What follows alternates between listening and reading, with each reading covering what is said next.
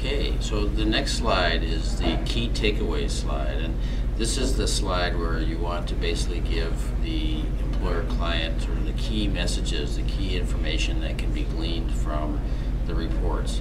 And it's really good to do this and think strategically, and particularly think about what kinds of things are actionable for the employer.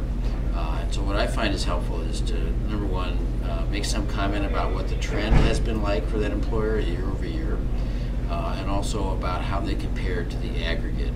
And then it's helpful to try to help them understand why they might be different from the aggregate, or why their trend might have been high or low. And for that purpose, you can it's helpful to look at things like the aggregate comparison report, because that will give you some idea about some of the key sort of strategic issues that drive costs. So, for instance, catastrophic costs are often a major reason why trend might be high for a client, and that's always worth calling out. You can't do much about catastrophic costs, but it's worth pointing out when that happens, because it is important for them to realize that maybe would cause their claims to go up. Changes in age and gender or chronic illness burden in the population are typically observed. These populations tend to be pretty stable over time, but in the event there was a change, that can contribute to trend, and certainly can always contribute to differences from the aggregate. You could also talk about provider cost efficiency, the total cost index, and that's different.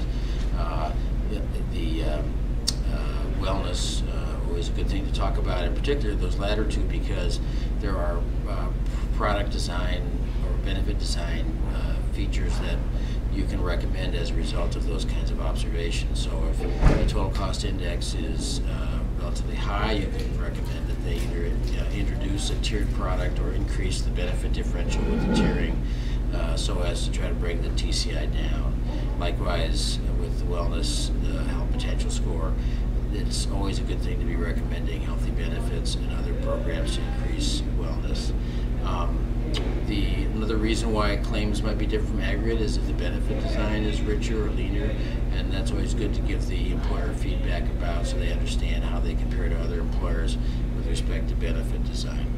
Some other things I often will call out in the key takeaways is if there's any evidence that the population is maybe not getting or receiving high quality care, or is not taking good care of themselves. You can't always say whether or not the quality deficits you might see in the population are related to the provider that they see, or just the fact that maybe it's a population that is not as good at self-care as some others.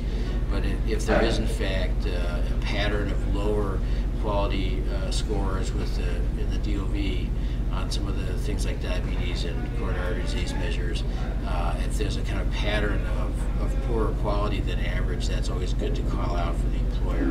And you can also talk at the same time about what kind of participation rate they're getting with programs. If our program participation rates are low with that employer, which you sometimes see, that could be something worth calling out, and you can talk about how to try to increase those. And then the other category that's often worth talking about is any kind of pharmacy issues, particularly if generic utilization isn't what it ought to be. So those are the kinds of key takeaways that you want to bring out and emphasize in this part of the presentation. I always try to have no less than 3 and no more than 5 key takeaways.